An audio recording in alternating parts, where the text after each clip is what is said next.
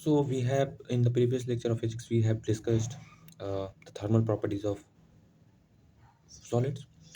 Here we have first studied temperature. So when we talk about temperature, it is a measure of coldness and hardness of any body.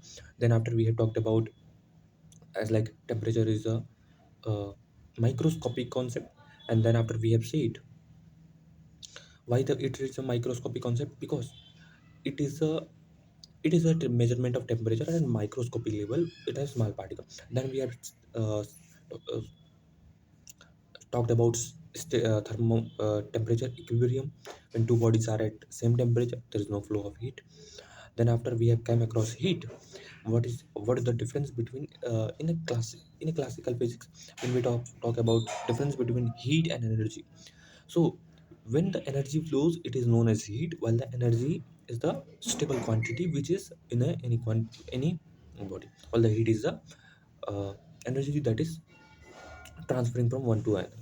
Then after we have talked about thermometric properties. Thermometric properties are the properties. These are the properties which are used to measure the temperature, because they are usually changes in a stable manner. Okay. So example of thermometric properties is the liquid column of mercury, and then after pressure of gas, because these changes at a constant rate without any hurdleness. As like when you hurdleness here, the hurdleness means as like you are increasing one temperature. It doesn't mean at all that when you are increasing 1 degree temperature at 50 degrees celsius, and when you increase 1 degree temperature from 0 degree, the length change will be same. Okay.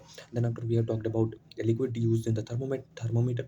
When we talk about the liquid alcohol and mercury are usually used in a thermometer. Then we have talked about why the mercury is usually used. Then we have said the first reason is it's like it is usually found easily. Then after we have said it is a thermometric property. It changes its length as a constant rate. The first most important thing that let it uses it. Then after we have said uh, about it as like its contact angle is more than 90, so it doesn't abrupt with surfaces. Then we have said uh, it is found in abundant quantities, and so there are these are reasons. Then we have talked about relations between different quantities. As like when you talk about the boiling point and freezing point, we have talked about boiling point. So there are three more basic as like what I said, three more basic quantities which is referred to use to measure temperature. The first one is degree Celsius, Fahrenheit, and Kelvin. So here the three scientists have set up boiling point and freezing point as the standard. In degree Celsius, freezing point is 0 degree. In Fahrenheit, it is 32 Fahrenheit, and while in Kelvin, it is 273 Kelvin. While when we talk about freezing point, the point at which water freezes, that is 100 degrees Celsius, and in a Fahrenheit it is 212 means 212 Fahrenheit, and while in Kelvin it is still 373 Kelvin. Okay. Then after we have talked about a concept that is for any of this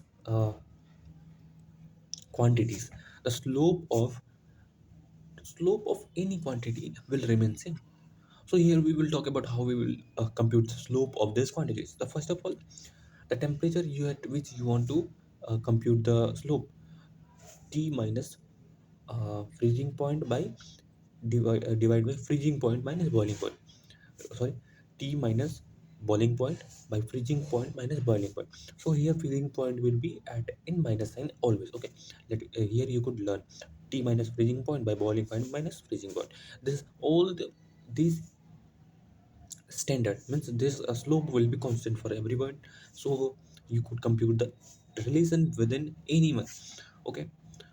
So in an ideal situation, suppose it has given another unit. Suppose it has said 22 29 degree W. It's freezing point, and it's 239 degree W is its boiling point. So how would you compute it? You could simply as like freezing point and boiling point put the values, and you could compute the relation within anyone. Okay, then we have solved relations within different quantities, and then after we have solved some questions, the most important concept within the questions were that whenever it has asked for different, okay, difference. So on making difference of like as like 1.8 degree means 9 by 5 of degree Celsius, there is a change of 1 degree Fahrenheit in a Fahrenheit scale. So suppose if you change 1 degree Celsius in a Fahrenheit Celsius scale, there would be 1.8 Fahrenheit change. 1.8 degree Fahrenheit change would be on Fahrenheit scale. So that's a basic relation. And then when you change 1 degree Celsius scale in a Celsius scale, there would be in actually change of 1 Kelvin change within the Kelvin scale. Okay, so these are the basic relation. So let me learn here, and then after the other concept were like that. Uh, you have did some mistakes in the areas of it has given freezing point same side and the boiling point same side, so compute the relations in a coordinated way, as like you have taken the freezing point as a boiling point for x, as like we have talked solved a question for x and y thermometer. You have did mistake, so